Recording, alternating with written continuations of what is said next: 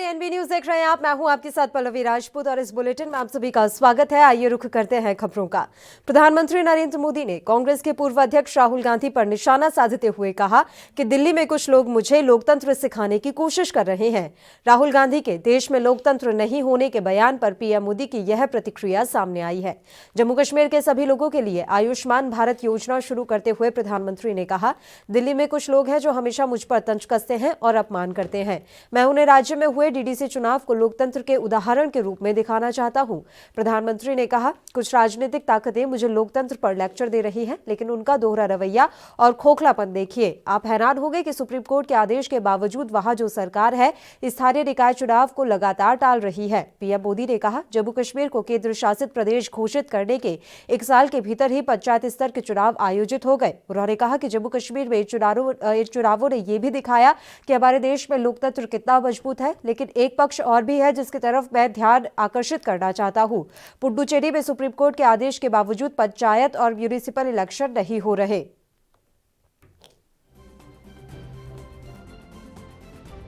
साथियों, हमारे देश में जिन लोगों ने दशकों तक शासन किया, उनकी एक बहुत बड़ी भूल ये भी रही है कि उन्होंने देश के सीमावर्ती यानी सीमा के पास के इलाकों के विकास को पूरी तरह नजरअंदाज किया।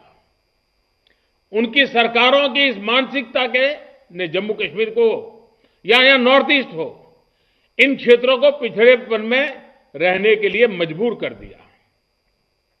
जीवन की बुनियादी जरूरतें, एक सम्मानजनक जीवन की जरूरत है, विकास की जरूरत है, यहां के सामान्य मानवीय तक उतनी पहुंची ही नहीं जितनी पहुंचनी चाहिए थी। ऐसी मानसिकता कभी भी देश का संतुलित विकास नहीं कर सकती। ऐसी नकारात्मक सोच की हमारे देश में कोई जगह नहीं, न सीमा के पास न सीमा से दूर। हमारी सरकार की प्रतिबद्धता है कि देश का कोई भी क्षेत्र विकास।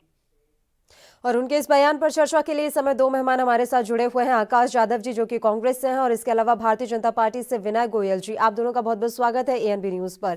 आकाश जी, सबसे पहले आपकी प्रतिक्रिया चाहूंगी। प्रधानमंत्री नरेंद्र मोदी ने कहा है कि दिल्ली में मुझे कुछ लोग लोकतंत्र सिखाने की कोशिश कर रहे हैं और लगातार कई बड़े हमले प्रधानमंत्री की तरफ से राहुल गांधी पर बोले गए हैं। मैं इस बात पे इतनी बात कहूंगा कि जो देश है ये डॉक्टर भीमराव अंबेडकर के कॉन्स्टिट्यूशन के माध्यम से चलता है। इस देश का संविधान इस देश को जो स्ट्रक्चर देता है वो फेडरल स्ट्रक्चर। माननीय देश के पंतप्रधान मोदी जी इस फेडरल स्ट्रक्चर को मानने को तैयार नहीं। उसका सबसे बड़ा उदाहरण मैं आपके सामने रखता हूँ। जो ये 3 कृषि कानून माननीय मोदी जी लेके आए, पहले तो संविधान के अंदर स्टेट लिस्ट के अंदर एग्रीकल्चर ये सब्जेक्ट आता है।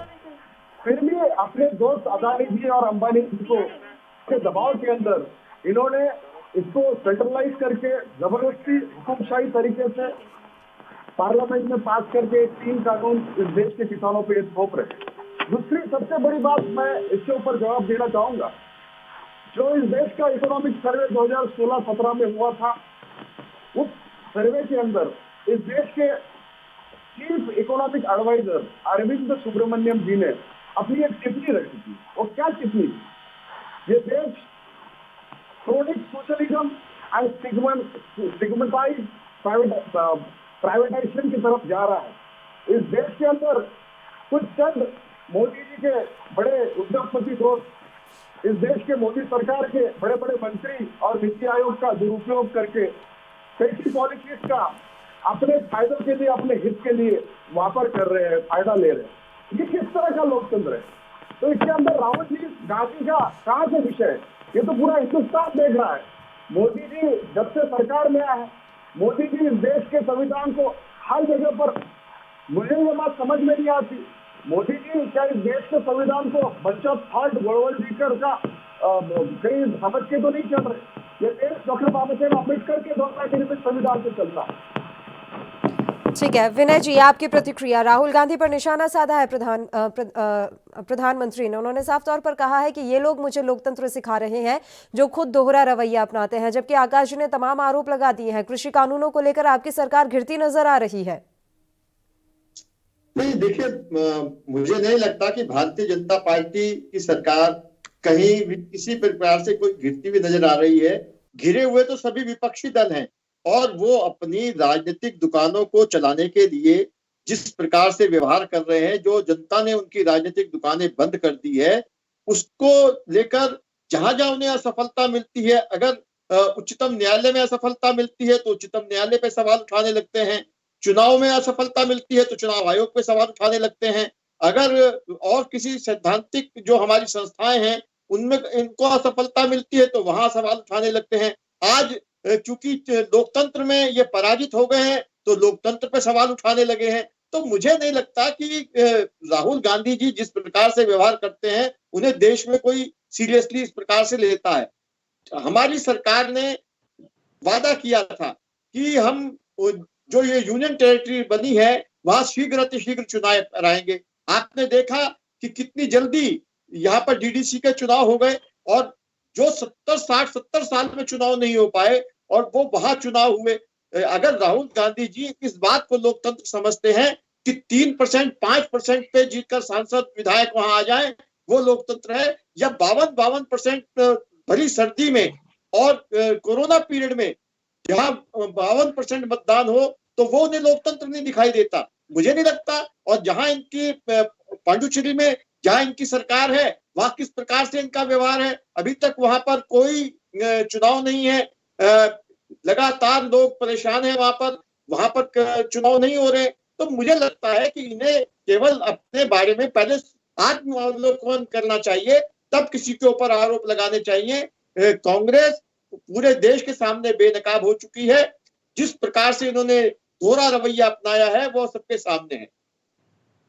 ये साफ तौर पर डीडीसी चुनाव जो हुए हैं जम्मू कश्मीर में वो शांतिपूर्वक तरीके से संपन्न हुए हैं और उसी को लेकर बीजेपी लगातार ये बात कह रही है कि वहां पर वो भी धारा 370 हटने के बाद जिस तरह से शांतिपूर्वक चुनाव संपन्न कराए गए हैं यही लोकतंत्र है और यही लोकतंत्र की जीत है। दूसरी ओर पुडुचेरी से आपको कंपेयर किया जा रहा है कि एक तरफ जम्मू कश्मीर में हमने शांतिपूर्वक चुनाव संपन्न करा दिया, आप पुडुचेरी में चुनाव क्यों नहीं कराना चाहते, क्यों डर रहे हैं आप, क्यों वहां के चुनावों को बार बार टाला जा रहा है जो स्थानीय निकाय चुनाव है वहां के? आकाश जी, ये सवाल मेरा आपसे था। फिर से दोहराइए। आकाश जी, मेरा सवाल आपसे ये है कि लगातार बीजेपी कह रही है कि जम्मू कश्मीर में शांतिपूर्वक चुनाव संपन्न कराए गए हैं, वो भी धारा 370 हटने के बाद। यही लोकतंत्र है और यही लोकतंत्र की जीत है। वहीं दूसरी ओर पुडुचेरी में आप तमाम जो निकाय चुनाव है उन्हें टालने की कोशिश क्यों कर रहे हैं, किस बात का आपको डर है? देखिए, मोदी जी जिस लोकतंत्र की बात करते हैं वो दरअसल चुनाव तंत्र है और ये चुनाव तंत्र इस तरीके से वो इस देश के ऊपर अपने गोदी मीडिया का और एडमिनिस्ट्रेशन का दुरुपयोग करते आए हैं कि पूरा देश देख रहा है। और दूसरी बात, राजस्थान के आप इकाई चुनाव की बात कर रही है तो इस पे जरूर वहाँ की सरकार सही वक्त पे अपना निर्णय लेंगी और निश्चित तौर पे चुनाव होगा, क्योंकि इस देश के लोकतंत्र को, चुनाव प्रक्रिया को कभी कांग्रेस ने नहीं टाला है और इस देश के लोकतंत्र को बचाने का काम, इस देश के लोकतंत्र के माध्यम से इस देश को एक नई बुलंदी देने का काम कांग्रेस ने हमेशा किया। दूसरी सबसे बड़ी बात मैं आपके सामने रखना चाहूंगा, इन्होंने पंतप्रधान कृषि सम्मान योजना, किसान सम्मान योजना का एक बहुत बड़ा इवेंट किया। इन्होंने बताया कि 9 करोड़ लोगों को हम डायरेक्ट फंडिंग दे रहे हैं, सालाना 6,000 और 4 महीने का जो पहला हफ्ता था उसका 2,000 का एक ही बार इन्होंने ऐसा शो किया कि पूरे 9 करोड़ लोगों के खाते में हमने दी। इसके जो ड्रॉबैक्स है मैं वो बाद में बताऊंगा, लेकिन जिस 6,000 की जो किसान के सम्मान की बात मोदी जी करते हैं, अब इसके पीछे की गंदी राजनीति क्या है मैं आपके सामने रखता हूं। इस देश में जब कांग्रेस की सरकार इस देश के किसानों को फर्टिलाइजर की 47% सब्सिडी दिया करती थी। इस देश के किसानों को बीज जो बिना वैट की हो, बिना जीएसटी की हो दिया जाता। जो पेस्टिसाइड था उसके ऊपर भी कोई प्रकार का टैक्सेशन कांग्रेस की सरकार द्वारा नहीं लगता। लेकिन इस सरकार ने इस देश के किसानों से प्रति हेक्टेयर 25,000 की लूट, 47% की जो सब्सिडी थी वो खत्म कर दी, जिसका भुगतान एक जो खाद्य की जो एक फर्टिलाइजर का एक यूरिया का जो ये होता है थैला होता है उसके ऊपर 3-3 हजार रुपए का आज किसान भुगतान कर रहा है। 1 हेक्टेयर में कम से कम उसको 5 से 7 बैग फर्टिलाइजर की लगती है। तो कहीं ना कहीं ये सरकार किसानों की जेब से 25,000 की लूट कर रही है। इस देश के किसानों को जो डीजल और पेट्रोल दिया जाता है उसमें 50% की बढ़ोतरी है। आज इंटरनेशनल मार्केट में जो क्रूड ऑयल है उसकी अगर आप तुलना करें तो करीब 70 रुपया प्रति लीटर किसानों के जेब से ये मोदी सरकार छीट रही है और 6,000 की भीख देकर इस देश के किसानों का अपमान मोदी सरकार कर रही है और बता रही है कि क्या कल मैं वो इवेंट देख रहा था, मोदी जी एक अरुणाचल के अपने ही कार्यकर्ता से जो जिसको किसान बताया जा रहा था उससे पूछ रहे थे कि 6,000 से आपके जीवन में क्या बदलाव आया और वो किसान क्रिप्टेड किसान था, पूरा देश देख के हंस रहा था। वो बता रहा था कि 6,000 से मेरी पूरी दुनिया बदल गई, जबकि 6,000 में अपना वो बीज और रसायन खर्च भी नहीं दे सकता। ये पूरी सच्चाई अगर वो किसान होता तो बताता उसका हाल क्या है। लेकिन इस तरीके के झूठे दावे, इस तरीके के झूठे इसमें आप देश फंसने वाला नहीं है। एक इंग्लिश में बहुत अच्छी फ्रेज है, मैं आपके सामने रखना चाहता हूँ, you make people fool once but not always. ये देश अभी बेवकूफ नहीं बनने वाला है और अगर जब तक ये तीनों काले कृषि कानून आप वापस नहीं लेंगे, ये देश का किसान, इस देश का मजदूर, इस देश का हर नागरिक मोदी जी का ये पीछा छोड़ने वाला नहीं। ठीक है, तमाम बातें आपने कही हैं आकाश जी, और विनय जी कुछ कहना चाह रहे हैं, हंसी भी आ रही है विनय जी को। बताइए सर, क्या हुआ ऐसा भी, क्या उन्होंने हंसने वाली बात कह दी? नहीं, देखिए मुझे नहीं लगता कि ये बताया गया था मुझे कि ये डिबेट होगी लोकतंत्र के ऊपर, और ये इनको शायद विषय समझ में नहीं आया क्योंकि इनके पास लोकतंत्र के ऊपर बताने के लिए कुछ है नहीं और ये घूम फिर के विषय परिवर्तित करना चाहते हैं। जिस प्रकार से किसानों की आय बढ़ाने के लिए सामने है, जिस प्रकार से लगातार हमने स्वामीनाथन कमेटी की रिपोर्ट को लागू किया है, जिस प्रकार से हमने किसानों की आय बढ़ाने के लिए काम किया है और इनके अपने घोषणा पत्र में लिखा था कि ये एपीएमसी पर सुधार लाएंगे, उनको रिकंस्ट्रक्शन करेंगे, और अब जब भारतीय जनता पार्टी ने वो काम कर दिया है तो इसे बर्दाश्त नहीं हो रहा है। आज हमने जब ये सवाल पूछा, माननीय सुप्रीम कोर्ट ने पुडुचेरी में चुनाव कराने की बात कही है, उसने आदेश दिया है, उसके बाद वो चुनाव नहीं दे रहे, उसके बाद वो तरह तरह के बहाने बना रहे हैं। तो मुझे लगता नहीं कि इनको इस विषय में कुछ कहने के लिए इनके पास कुछ है, क्योंकि ये लोकतंत्र के हत्यारे रहे हैं। 1975 में शायद इन्हें याद नहीं होगा, इंदिरा गांधी जी ने देश में लोकतंत्र की हत्या की थी और इमरजेंसी लगाई थी। देश के जितने भी विपक्षी दल के नेता थे सबको जेल में डाल दिया था और उस समय हमने लोकतंत्र को बचाने के लिए काम किया था। तो इसलिए लोकतंत्र के ऊपर बोलने के लिए इनके पास कुछ है नहीं और इसलिए ये बार बार विषयांतर करना चाहते हैं। ठीक है, इसमें जी बिल्कुल।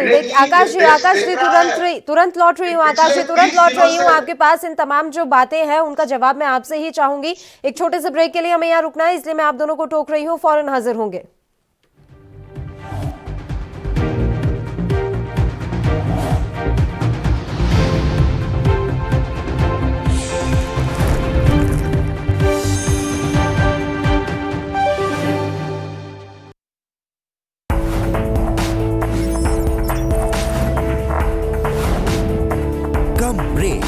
और ज्यादा खबरों के साथ देखिए ANP news in channel number पर।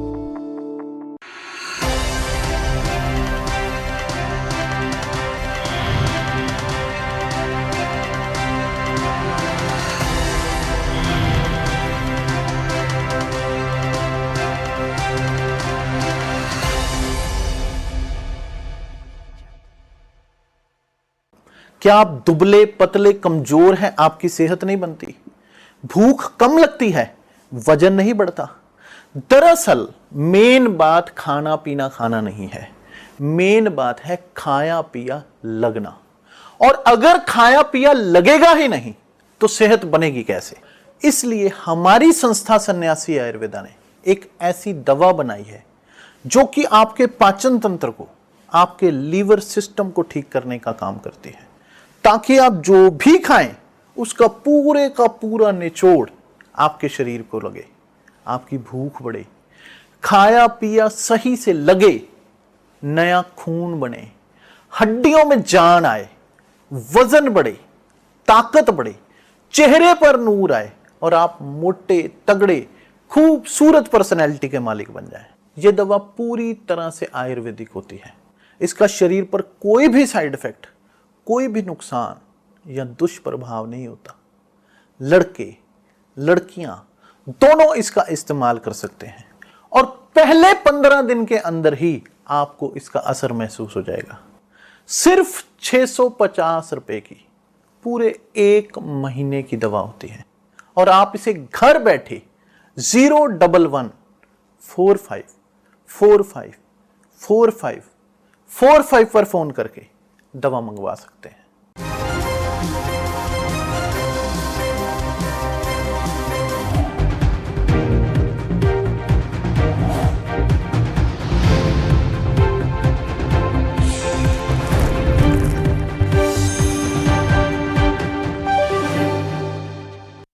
ब्रेक के बाद एक बार फिर से आप सभी का स्वागत है। लोकतंत्र पर हम बहस कर रहे हैं। आपको बता दें कि लोकतंत्र बचा नहीं है, ये बात राहुल गांधी की तरफ से की गई थी और उनकी इसी बात पर आज प्रधानमंत्री नरेंद्र मोदी ने प्रतिक्रिया देते हुए तमाम बातें कही हैं और साफ तौर पर कहा है कि दिल्ली में कुछ लोग मुझे लोकतंत्र सिखाने की कोशिश कर रहे हैं।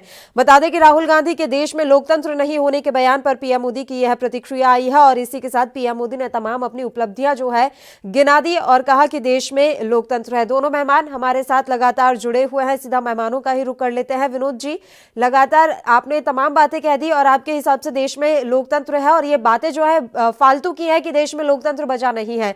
वहीं आकाश जी, लगातार कांग्रेस की तरफ से ये बात फिर क्यों कही जाती है कि देश में लोकतंत्र खतरे में है? लोकतंत्र क्या हमारे देश का इतना कमजोर है जो इतनी सी चीजों में खतरे में आ जाता है?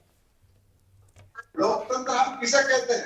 30 दिन से इस देश का किसान आज कड़कती ठंड में दिल्ली के बॉर्डर पर बैठा, हमारे 30 से 35 किसान भाई शहीद हो गए, फिर भी उनके ऊपर किस तरीके से पुलिस प्रशासन द्वारा वहां पर रवैया अपनाया गया, इतनी कड़कती ठंड में उनपे पानी बरसाया गया। हर बॉर्डर पर आज जब हिंदुस्तान का किसान अपने अधिकार के लिए दिल्ली की तरफ जा रहा है तो उन्हें जगह जगह पे रोका जा रहा है। ये किस तरह के लोकतंत्र है? ये सही मायने में तो अप्रत्यक्ष इमरजेंसी मोदी सरकार द्वारा इस देश में लग गई। कोई अपनी हक की बात नहीं कर सकता। इस देश में किसान हो, मजदूर हो, इस देश का जवान हो, बेरोजगार हो, वो अपनी हक की बात करता है तो उसे कोई, कभी आप आतंकवादी कह देते हो, कभी आप देशद्रोही कह देते हो, कभी आप चाइना के समर्थक कह देते हो, कभी आप पाकिस्तान के समर्थक कह देते हो। तो ये जिस तरीके की राजनीति केंद्र सरकार द्वारा और मोदी सरकार द्वारा हुई, ये इसे लोकतंत्र नहीं कहते। इसे सही मायने में तो ये देश सिविल वॉर की तरफ जा रहा है। मुझे बड़ी शर्मिंदगी के साथ ये कहना पड़ रहा है कि आने वाले समय में ये देश को एक नई दिशा देने के लिए एक बहुत बड़ी इसके अंदर पहल करना जरूरी है। मोदी जी की अदानी और अंबानी और सब उद्योगपतियों को बेचने का अगर ये सिलसिला बंद नहीं हुआ तो इस देश का आम नागरिक चुप बैठने नहीं वाला है, वो धीरे धीरे जा रहा है। और आने वाले समय में जब पूरा दिल्ली भर जाएगी, पूरे हिंदुस्तान से इस देश का किसान, इस देश का मजदूर, इस देश का हर मध्यम वर्ग अपने अधिकार की लड़ाई के लिए दिल्ली में, पूरे हिंदुस्तान में एक होगा। ठीक है विनय जी, उनके हिसाब से तो देश में लोकतंत्र बचा ही नहीं है, सिविल वॉर की तरफ देश हमारा बढ़ रहा है। देखिए, मैं अपनी बात कहने से पहले एक बात ये कहना चाहता हूँ कि मुझे आकाश जी की कोई भी बात सुनाई नहीं दे रही है। अगर थोड़ा सा उनका ऑडियो ठीक कर देंगे तो मैं उनकी बात सुनते सही जवाब दे पाऊंगा। ठीक है सर, उनका ऑडियो हम ठीक करवा देते हैं जी। और दूसरा, मुझे अपनी आवाज की इको आ रही है, मैंने कंप्लेंट की है जी। दूसरा, मैं आपसे कहना चाहता हूं कि लोकतंत्र क्या है। लोकतंत्र में जनता की सरकार, जनता के लिए, जनता के द्वारा। इन्होंने गरीबी हटाओ का नारा दिया और 60 साल तक गरीबों का खून चूसते रहे। और आज अगर नरेंद्र मोदी जी की सरकार गरीबों के घर में मुफ्त गैस कनेक्शन देती है, गरीबों के घर में मुफ्त बिजली का कनेक्शन देती है, गरीबों के घर में मुफ्त पानी का कनेक्शन देती है, अगर गरीबों को उनका घर देती है, तो इनको ये लोकतंत्र दिखाई नहीं देता। और ये जिस प्रकार से आरोप लगाते हैं कि कुछ लोगों के फायदा पहुंचाने के लिए नरेंद्र मोदी जी की सरकार काम कर रही है, तो नरेंद्र मोदी जी के बारे में ये कितना भी अपप्रचार कर ले, जनता अच्छी तरह से जानती है कि नरेंद्र मोदी जी किसके लिए काम करते हैं और कैसे काम करते हैं। और जबकि कांग्रेस की जो वास्तविकता है वो पूरे देश के सामने है कि कांग्रेस ने किस प्रकार से रिकॉर्ड नहीं दिखाई दिया तो परेशान है। लेकिन आज जिस प्रकार से भारतीय जनता पार्टी ने 6 साल में बिना किसी कोई घोटाला के कोई सरकार चला के दिखाई है, जो काम कांग्रेस के जमाने से पेंडिंग थे, चाहे वो 1 रैंक 1 पेंशन हो, चाहे वो धारा 370 का मामला हो, चाहे वो 3 तलाक का मामला हो, इतने बड़े बड़े काम जो हमारी सरकार ने काम करके दिखाए हैं वो इनसे पच नहीं रहे हैं। बड़े बड़े काम नरेंद्र मोदी जी ने करके दिखाए। आज पूरे विश्व में जिस प्रकार से भारत का मान बढ़ रहा है वो कांग्रेस के लोगों से बर्दाश्त नहीं हो रहा। उन्हें लगता है कि ये कैसे हो गया और किस तरह से अगर ये मोदी जी इसी प्रकार से लगातार काम करते रहे तो इनका तो राजनीतिक अस्तित्व ही समाप्त हो जाएगा। कभी 444 सीटें जीतने वाली कांग्रेस आज बड़ी मुश्किल से 50 के आसपास है और फिर भी इन्हें अगर बात समझ में नहीं आ रही है, जनता को अगर ये समझते हैं कि जनता मूर्ख है तो जनता मूर्ख बनने वाली नहीं है।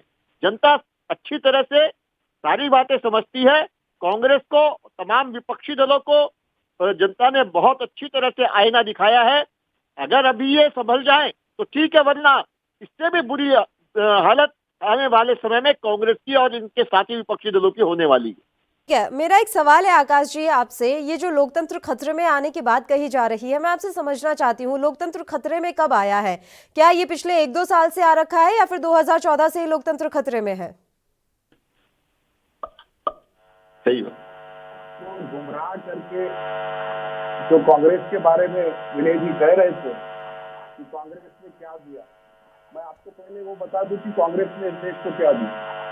कांग्रेस ने इस देश को बड़े बड़े इसरो की कंपनी दी, कांग्रेस ने इस देश को IIM दिया, कांग्रेस ने इस देश को IIT दी, कांग्रेस ने इस देश को राइट टू एजुकेशन दिया, कांग्रेस ने इस देश को राइट टू इंफॉर्मेशन दिया, कांग्रेस ने इस देश को फूड सिक्योरिटी बिल दिया, कांग्रेस ने इस देश को लेबर लॉ दिया, कांग्रेस ने इस देश को भूमि अधिग्रहण का कायदा दिया, किसानों को 4 गुना बाजार भाव से भाव देने की और एक्विजिशन की एक नई पहल कांग्रेस की और राहुल गांधी की तरफ से की गई।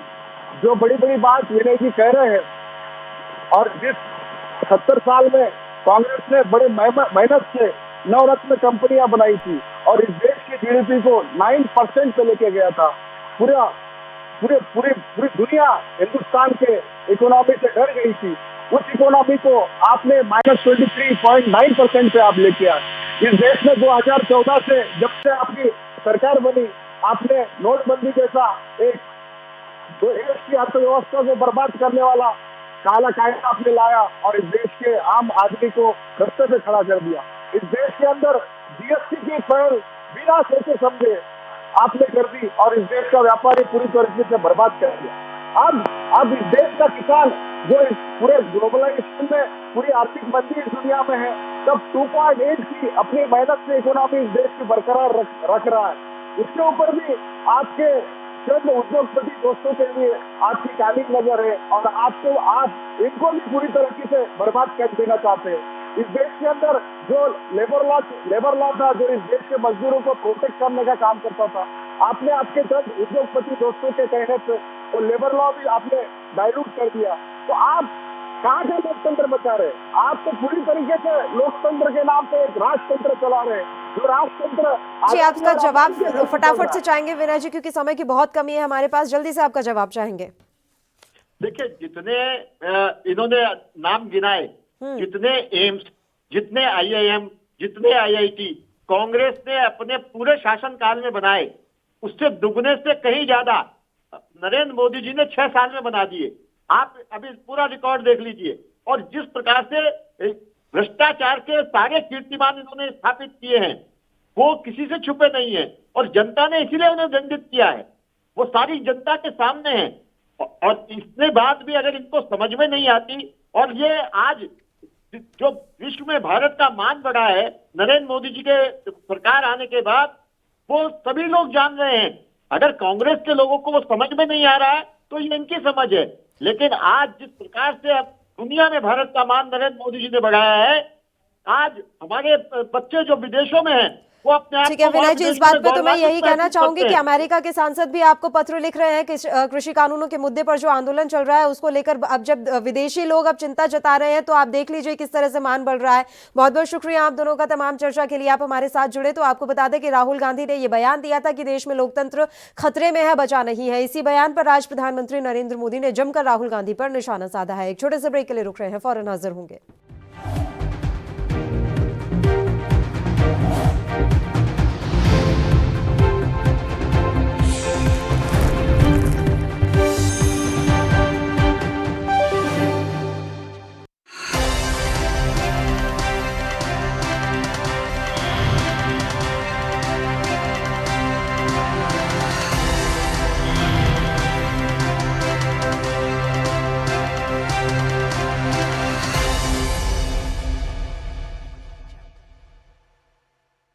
क्या आप दुबले पतले कमजोर हैं, आपकी सेहत नहीं बनती, भूख कम लगती है, वजन नहीं बढ़ता? दरअसल मेन बात खाना पीना खाना नहीं है, मेन बात है खाया पिया लगना। और अगर खाया पिया लगेगा ही नहीं तो सेहत बनेगी कैसे? इसलिए हमारी संस्था सन्यासी आयुर्वेदा ने एक ऐसी दवा बनाई है जो कि आपके पाचन तंत्र को, आपके लीवर सिस्टम को ठीक करने का काम करती है, ताकि आप जो भी खाएं उसका पूरे का पूरा निचोड़ आपके शरीर को लगे, आपकी भूख बढ़े, खाया पिया सही से लगे, नया खून बने, हड्डियों में जान आए, वजन बढ़े, ताकत बढ़े, चेहरे पर नूर आए और आप मोटे तगड़े खूबसूरत पर्सनैलिटी के मालिक बन जाएं। यह दवा पूरी तरह से आयुर्वेदिक होती है। इसका शरीर पर कोई भी साइड इफेक्ट, कोई भी नुकसान या दुष्प्रभाव नहीं होता। लड़के लड़कियां दोनों इसका इस्तेमाल कर सकते हैं और पहले 15 दिन के अंदर ही आपको इसका असर महसूस हो जाएगा। सिर्फ 650 रुपए की पूरे 1 महीने की दवा होती है और आप इसे घर बैठे 01145454545 पर फोन करके दवा मंगवा सकते हैं।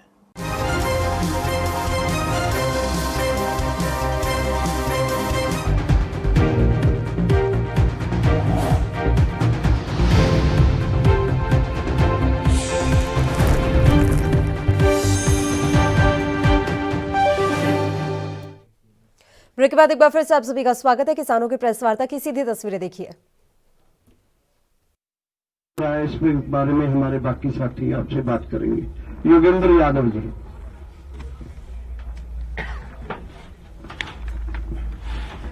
साथियों, जैसा आप जानते हो आजकल लेटर डिप्लोमेसी चल रही है।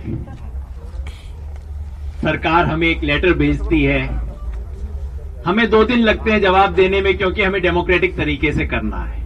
पंजाब के सारे संगठन बैठ के राय बात करते हैं, बाकी देश के संगठन साथ में मिलकर पूरी तरह डेमोक्रेटिक तरीके से जवाब देते हैं और जवाब देते हैं, कुछ घंटे में हमें उसका भी जवाब आ जाता है।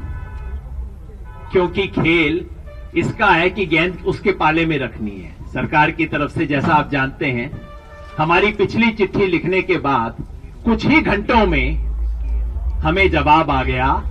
सरकार की तरफ से joint secretary ministry of agriculture की तरफ से जवाब आ गया।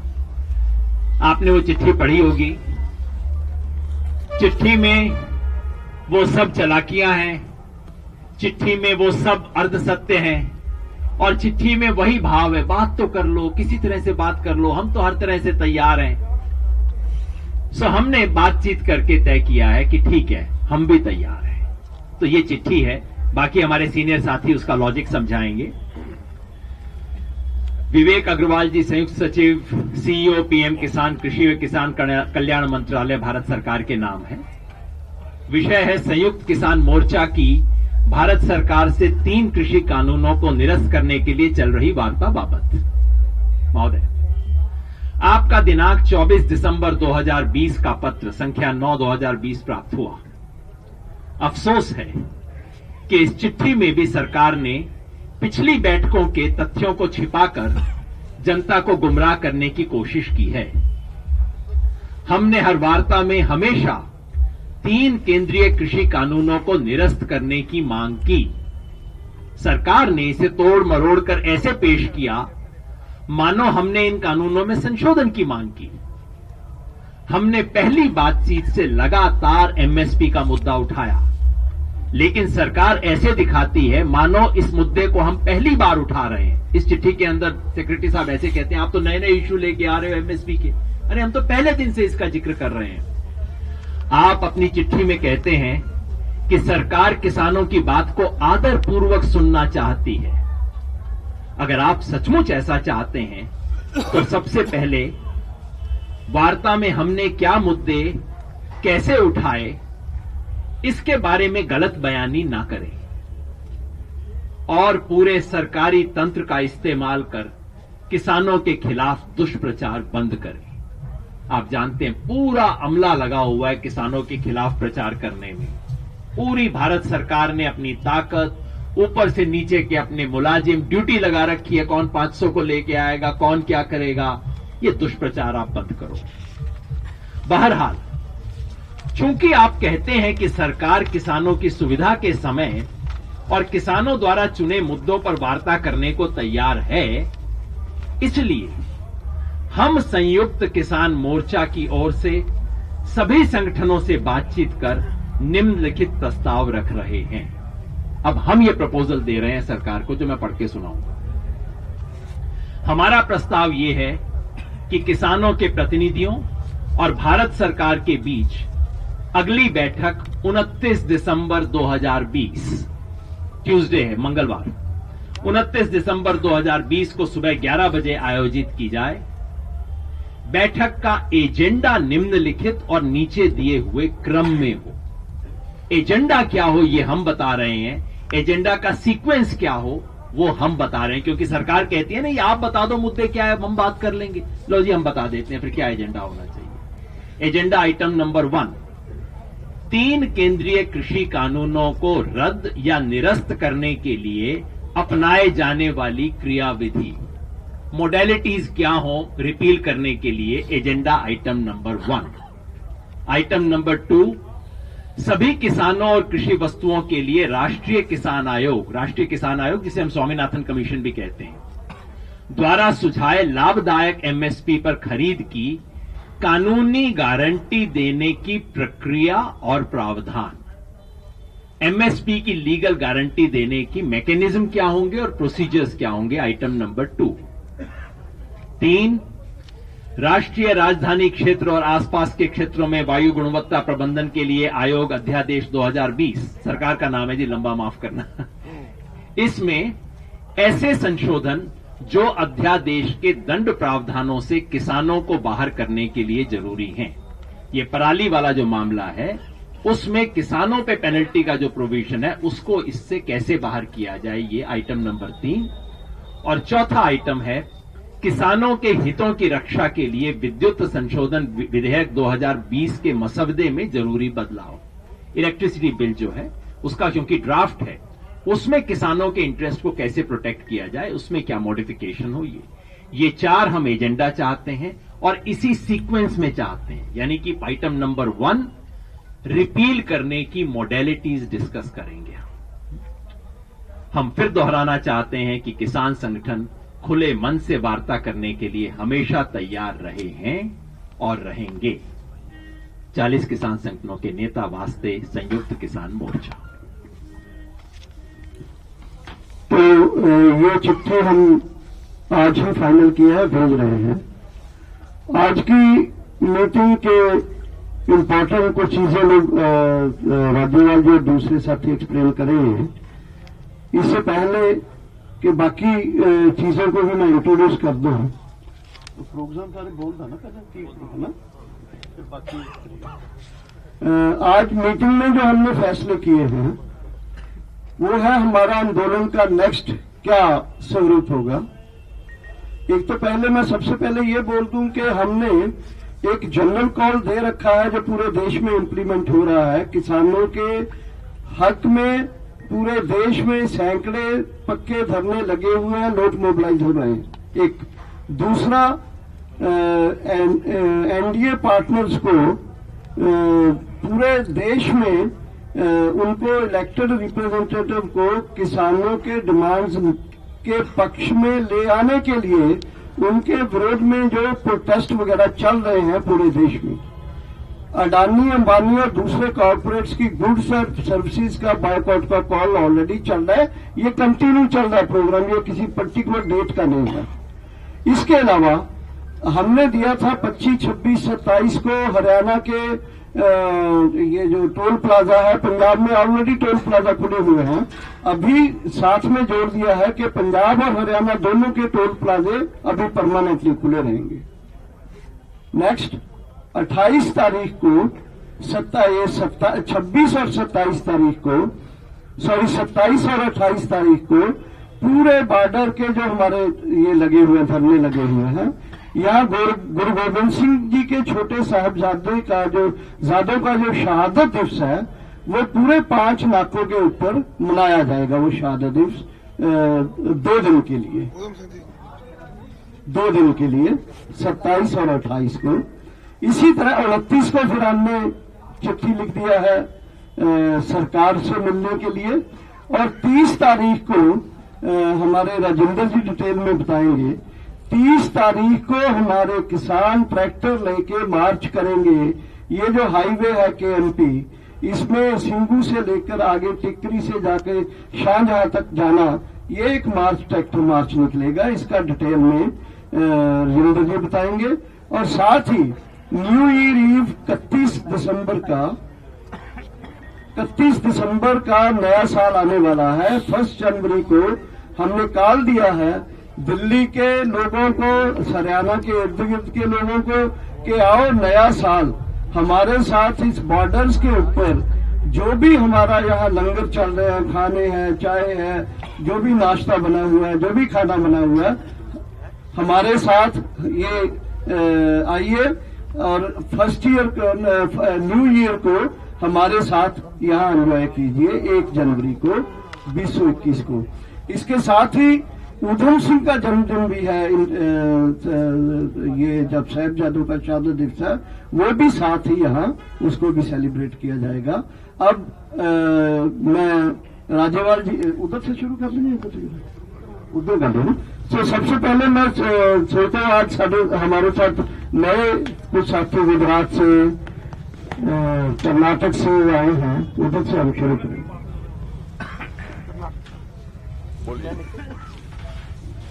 सर अपना नाम और संगठन का नाम दोबारा बता देना, सबको याद नहीं। मेरा नाम है चामरसा माली पाटिल, कर्नाटक किसान संगठन से मैं इधर आया हूँ। इस ऐतिहासिक आंदोलन में भाग लेने के लिए कर्नाटक से हम 20 किसानों ने इधर आया है। बाकी हमारा साथियों ने टकरी बॉर्डर में है। आज इस मीटिंग में भाग लेने के लिए हमारा प्रेसिडेंट बरगलपुर नागेंद्र है और नूर श्रीधर भी हमारे साथ है। ये सरकार ने कोशिश कर रहे हैं ये आंदोलन सिर्फ पंजाब और हरियाणा किसानों का है, ये झूठ है। पिछले सितंबर से कर्नाटक में हम आंदोलन कर रहे हैं। नेशनल हाईवे बंद किया है, कम से कम 25 डिस्ट्रिक्टों को बंद कॉल किया है। अभी भी हमारा कैपिटल सिटी में बेंगलुरु में कंटिन्यूस धरना चल रहा है। अब मोदी जी ने ये हमारा जो 3 कानूनों को वापस नहीं लिया, तो अगर ये आंदोलन आगे चले तो हम साउथ इंडिया से महाराष्ट्र, कर्नाटका, तेलंगाना, तमिलनाडु और केरला से हर एक राज्य से 100 ट्रैक्टर लेके हम मार्च करेंगे, दिल्ली तक जरूर पहुंचेंगे। मोदी जी ने तुरंत इस मुद्दे पर ये करना है। मैं इतना बोलता हूं।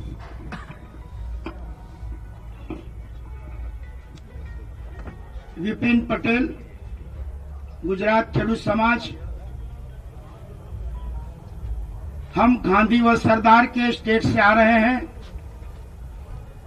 गांधी जी ने जैसे नमक का एक सत्याग्रह किया था और नमक उठा के पूरे देश में जब तक कर नहीं उठेगा तब तक मैं वापस नहीं आऊंगा, इस तरीके से पूरे देश के किसानों के 3 कानून के विरोध में पंजाब हरियाणा ने ये शुरुआत की है और ये लोगों ने भी तय किया है गांधी जी के विचार के मुताबिक कि जब तक के 3 कानून वापस नहीं लेंगे तब तक हम यहां से हम नहीं उठेंगे। ये मुद्दे को जोड़ के गुजरात भी पीछे नहीं रहा है, लेकिन गुजरात की परिस्थिति आज लोकशाही का, प्रजातंत्र का गला दबा के, पुलिस को आगे बढ़ा के, जय जवान का दिया हुआ नारा लाल बहादुर शास्त्री जी का मोदी जी तोड़ के हमारे भाई जवान को हमारे सामने आंदोलन में जाने के लिए, यहां दिल्ली आने के लिए रोक रहे हैं, लेकिन वो हमें सहयोग भी दे रहे हैं। आज जब भारत वर्ष का 8 तारीख का बंद था तो उसी टाइम कहीं ना कानून लगा दिया, 144 कलम लगा दी। हमारे एपीएमसी बंद रखने की थी तो नोटिस जारी करके बंद रखेगा, उनको नोटिस जारी की जाएगी। और जो व्यापारी संगठनों ने रिजोल्यूशन किया था भारत बंद को समर्थन देने के लिए, वो उनके ऊपर प्रेशर डाल के उनको वापस करवाया। हम लोगों ने कहीं एपीएमसी में जाके बंद करवाने की कोशिश की तो हमारे कई किसानों को जेल में लेके 4-5 बजे तक रख दिया और बाद में छोड़ दिया। बाद में 10 तारीख का हमारा धरना का कार्यक्रम हर एक डिस्ट्रिक्ट में रखा था। 11 तारीख को गांधीनगर में किसान संसद रखी थी, तो धरना के बाद 12 तारीख को मेरे घर से 15 तारीख तक मेरे घर पुलिस बिठा के मुझे नजर कैद कर दिया। 17-18 तारीख को हमें जाना था, इसलिए छत्तीसगढ़ को मीटिंग अटेंड करके मैं यहाँ किसान दिन मनाने के बाद हम यहाँ निकल आए। हमारे साथ 10-15 साथी आए हैं और कहीं बॉर्डर पे 500,000 के ऊपर भी गुजरात के किसान आए हैं। अगर ये दामनकारी जुल्मकारी नहीं करते तो गुजरात से कई लोग आने के लिए ट्रेनों में, गाड़ियों में तैयार हैं। इसलिए हम विनती करते हैं नरेंद्र भाई से कि आप धनदाता की गोद में बैठे हो, उससे उठकर हम अन्नदाता की गोद में बैठो। क्यों कि आप अन्नदाता के मतों से आप ये गद्दी को संभाल रहे हैं, इसलिए हमारी अपील है और विनती भी है। जय जवान जय किसान। Thank you. मैं प्रतिभा शिंदे, लोक संघर्ष मोर्चा महाराष्ट्र गुजरात से। आप महाराष्ट्र में 22 तारीख को बिरला बांद्रा कुर्ला कॉम्प्लेक्स में जो अडानी और अंबानी का बड़ा ऑफिस है, उसको 22 तारीख को हजारों हजार किसान और किसान के बेटों ने उसको घेरा था और ये इशारा दिया हुआ है कि अंबानी और अडानी को कि अगर आप बंबई में आपका जान है और मोदी की जान आपके अंदर है और आप अगर ये कानून निरस्त होने के लिए आपके चौकीदार को नहीं बताएंगे तो हम लोग आपको बख्शेंगे नहीं। ये एक बात 22 तारीख की हुई और पूरे महाराष्ट्र में जियो और अंबानी के प्रोडक्ट को बायकॉट करने का ऐलान शुरू हो गया। और इसी के साथ इस बुलेटिन में इतना ही। मुझे दीजिए इजाजत। नमस्कार।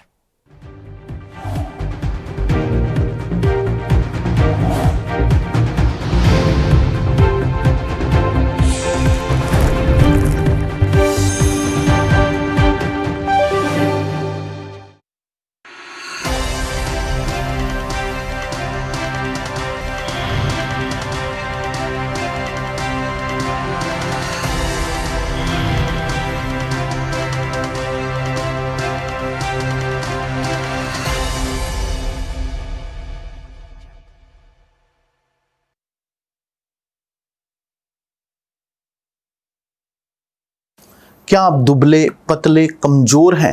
आपकी सेहत नहीं बनती, भूख कम लगती है, वजन नहीं बढ़ता।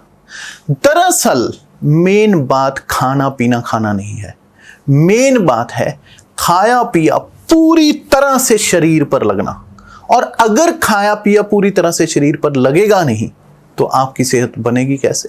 लोग सोचते हैं कि मैं ज्यादा बढ़िया खाऊंगा, काजू खाऊंगा, बादाम खाऊंगा, किशमिश मेवे खाऊंगा या मांस मछली खाऊंगा तो मेरी ज्यादा बढ़िया सेहत बनेगी। क्योंकि सभी ने अपने बड़े बुजुर्गों से एक बात सुन रखी है कि घी दूध खाओ, सेहत तो अपने आप ही बन जाएगी। मैं कहता हूं घी दूध काजू बादाम तो आप खा लोगे, पर क्या उस घी दूध को पचाने की क्षमता आपके अंदर है? वरना इधर से खाया और उधर से निकल गया तो क्या फायदा? फिर चाहे आप जिम जाएं, कसरत करें, घी दूध खाएं, कुछ भी करें, आपके ऊपर इसका असर नहीं होगा। जैसे आप अपने घर के पानी की टंकी में जितना मर्जी पानी भरे जाएं, अगर नीचे से नल खुला रह गया तो सब कुछ उसी में बह जाएगा। ठीक इसी प्रकार आप चाहे कितना भी अच्छा खा पी लें, अगर आपका पाचन तंत्र, अगर आपका लिवर सिस्टम ठीक नहीं है तो आपके ऊपर कुछ भी नहीं लगेगा। इसलिए हमारी संस्था सन्यासी आयुर्वेदा ने एक ऐसी दवा बनाई है जो कि आपके पाचन तंत्र को दुरुस्त करने का काम करती है, जो कि आपके लिवर सिस्टम को मजबूत बनाने का काम करती है, ताकि आप जो भी खाएं उसका पूरे का पूरा निचोड़ आपके शरीर पर लगे, आपकी भूख बढ़े, खाया पिया सही से लगे, नया खून बने, हड्डियों में जान आए, वजन बढ़े, ताकत बढ़े, चेहरे पर नूर आए और आप मोटे तगड़े खूबसूरत पर्सनैलिटी के मालिक बन जाएं। यह दवा सबसे पहले आपके हाजमे को दुरुस्त करने का काम करती है, ताकि आपका लिवर सिस्टम ठीक होना शुरू हो, आपकी भूख बढ़ जाए, आपको भोजन रुचिकर लगे, आपका खाना खाने को दिल करे और फिर आप जो भी खाना खाएं वही आपको पूरी तरह से पचे, उसी से शरीर में नया खून बने, उसी से शरीर में नई ताकत आए और कल तक जो भोजन आपको नहीं लगता था वही भोजन आपके ऊपर असर करना शुरू कर दे। जब आपका पाचन तंत्र मजबूत होगा, आपका लीवर सिस्टम ठीक से काम करेगा, तो आप जो भी खाओगे वही आपके ऊपर लगेगा। सही मायने में आपका पाचन तंत्र आपकी वो मशीन है जो आपकी रोटी में से, आपके भोजन में से ताकत निकालने का काम करती है, ताकि आप जो भी खाएं उसका पूरे का पूरा निचोड़ आपके शरीर को लगे, आपके अंदर एनर्जी बने, ताकत बढ़े, नया खून बने, शरीर हष्ट पुष्ट बलिष्ठ और बॉडी मजबूत बने। यह दवा पूरी तरह से आयुर्वेदिक होती है, इसलिए इसका शरीर पर कोई भी साइड इफेक्ट, कोई भी नुकसान या दुष्प्रभाव नहीं होता। लड़के लड़कियां दोनों इसका इस्तेमाल कर सकते हैं और पहले 15 दिन के अंदर ही आपको इसका असर महसूस हो जाएगा। सिर्फ 650 रुपए की पूरे 1 महीने की दवा होती है और आप इसे घर बैठे 01145454545 पर फोन करके दवा मंगवा सकते हैं। मैंने बहुत से लोगों को सिर्फ कमजोर सेहत होने की वजह से शर्मिंदगी का सामना करते हुए देखा है।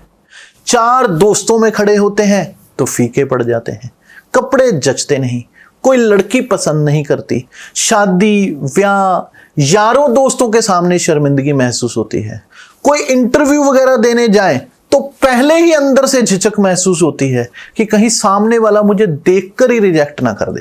और इसी प्रकार लड़कियां अगर ज्यादा दुबली पतली हों तो वो आकर्षक नहीं लगती,